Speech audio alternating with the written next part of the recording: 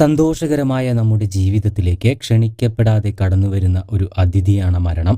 അതുകൊണ്ട് തന്നെയാണ് മരണത്തെ പലപ്പോഴും രംഗബോധമില്ലാത്ത കോമാളി എന്ന് വിശേഷിപ്പിക്കുന്നത്. അത്തരത്തിൽ കഴിഞ്ഞ ദിവസം മലപ്പുറത്തു നിന്നും പുറത്തു വന്ന ഒരു യുവതിയുടെ മരണവാർത്ത എല്ലാവരെയും സങ്കടപ്പെടുത്തുന്ന ഒന്നായിരുന്നു. മലപ്പുറം പെരിന്തൽമണ്ണ വലമ്പൂർ മേലേപ്പൂപ്പലത്തെ കുറ്റീരി ആഷിർ റഹ്മാന്റെ ഭാര്യ ആയിഷ രഹന എന്ന 33-കാരിയാണ് കഴിഞ്ഞ ദിവസം മരണത്തിന് കീഴടങ്ങിയത്.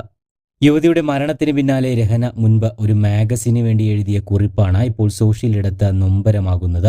ഞാൻ മരിച്ചാൽ നിങ്ങൾ കരയുമോ എന്ന ശീർഷകത്തോടുകൂടി രഹന എഴുതിയ കുറിപ്പ് അക്ഷരാർത്ഥത്തിൽ എല്ലാവരെയും കരയിപ്പിച്ചു കളഞ്ഞു. നമ്മൾ മരിക്കുമ്പോൾ ഉള്ളു തുറന്ന് കരയാനും വേർപാട് തോന്നാനും ചില സൗഹൃദങ്ങളും ബന്ധങ്ങളും സൃഷ്ടിക്കാൻ കഴിയുക എന്ന് പറയുന്നത് തന്നെ ഒരു വലിയ നേട്ടമാണ് തുടങ്ങി മരണവുമായി ബന്ധപ്പെട്ട കാര്യങ്ങളായിരുന്നു രഹന കുറിപ്പിൽ പങ്കുവച്ചിരുന്നത്. ഒരുപക്ഷെ ഇതെഴുതുമ്പോൾ അധികം വൈകാതെ താനും മരണപ്പെടുമെന്ന് ആ സഹോദരി ഒരിക്കലും ചിന്തിച്ചു കാണില്ല.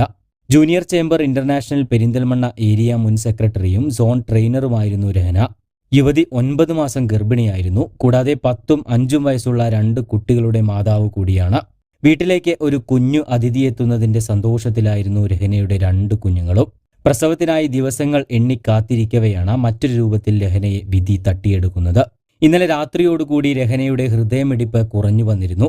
തുടർന്ന് CPR നൽകണമെന്ന് ഡോക്ടർമാർ ഭർത്താവിനോട് ആവശ്യപ്പെടുകയും CPR നൽകിയാൽ കുഞ്ഞിന്റെ ജീവൻ അപകടത്തിലാകുമെന്ന് അറിയിക്കുകയുമായിരുന്നു. ആ സമയം ഭർത്താവായ ആഷിർ തന്റെ ഭാര്യയുടെ ജീവൻ രക്ഷിക്കാൻ ഡോക്ടർമാരോട് ആവശ്യപ്പെട്ടു. തുടർന്ന് ബന്ധുക്കളും നാട്ടുകാരും എല്ലാം രഹനയുടെ ജീവന് വേണ്ടിയുള്ള പ്രാർത്ഥനയിലായിരുന്നു. പക്ഷേ പ്രാർത്ഥനകളെയെല്ലാം വിഫലമാക്കിക്കൊണ്ട് വിധി 2 പേരുടെയും ജീവനെടുത്തു.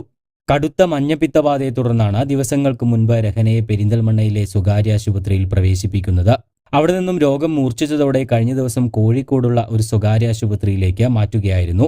അവിടെ തീവ്ര പരിചരണ വിഭാഗത്തിൽ ചികിത്സയിൽ തുടരവെയാണ് മരണം സംഭവിക്കുന്നത്. തിരൂർക്കാട് തോണിക്കര പരേതനായ ഹുസൈന്റെ മകളാണ് രഹന.